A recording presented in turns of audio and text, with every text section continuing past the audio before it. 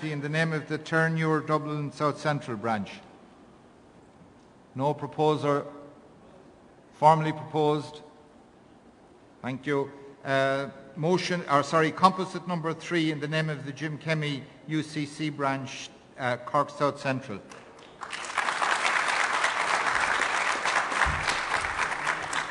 Thank you, delegates. Dean Duke, Jim Kemmy UCC branch. Delegates, the sudden proposal by the Fine Gael leader to abolish Shannon Dearn was nothing more than a pathetic ploy to grab headlines and to appear decisive. Fine Gael claimed that abolishing the Shannon could save us €30 million.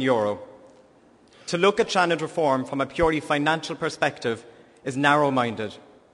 Saving €30 million will not get us out of our current economic and fiscal crises, but strengthening our democracy could help prevent future such crises.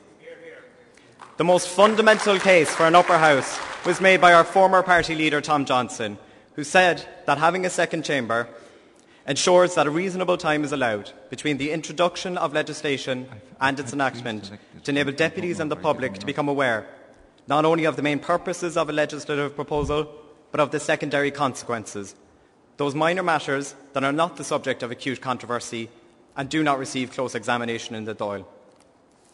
Delegates, we saw an example of this in 2001 when a bill to curb the freedom of the press in relation to publishing political opinion polls before elections was passed by the Dáil, and it was only when the legislation reached the Seanad that fundamental flaws in the bill were uncovered. Senators from both sides of the House opposed the bill, and it was subsequently dropped. Reforming the Seanad so that elections are not linked to Dáil elections, but so that senators serve staggered terms longer than those of TDs, could create a House of the Oireachtas with a longer-term vision and a less partisan atmosphere. This, in turn, would allow for governments to accept opposition proposals that they agree with more often. Reforming the Seanad so that senators are directly elected from the constituencies used for elections to the European Parliament would create a body of legislators who would not have a clientelistic relationship with their constituents. We Irish value our close relationship with our TDs, but there is space for an upper house of the Oireachtas composed of representatives mainly focused on legislation. Furthermore, electing senators from fewer but larger constituencies would allow for more proportional outcomes than what can be achieved in 3, 4 or 5-seat constituencies. Senior public appointments and appointments to quangos could be scrutinised by the Seanad.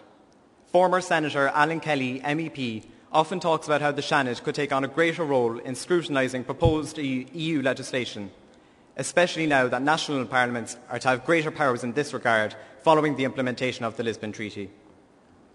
We have the opportunity to reform the Seanad so that it is not controlled with an iron grip by the government of the day that would allow for more consensus in politics. This Seanad would not have to rival the powers of the Dáil. They have managed to achieve a reasonable balance in Australia between their Senate and their lower house, and we can do so too here. Delegates, these are but a few of the options available to us in reforming the Seanad, and this motion does not commit us to any of them. This motion simply proposes that as a party we examine the choices available to us so that we can advocate a reform of our democracy and not simply a reduction in it. I finish by quoting our party president Michael D. Higgins, who has said that it is a disastrous road to follow the populist path in calling for the abolition of the Seanad. Delegates, I commend the motion.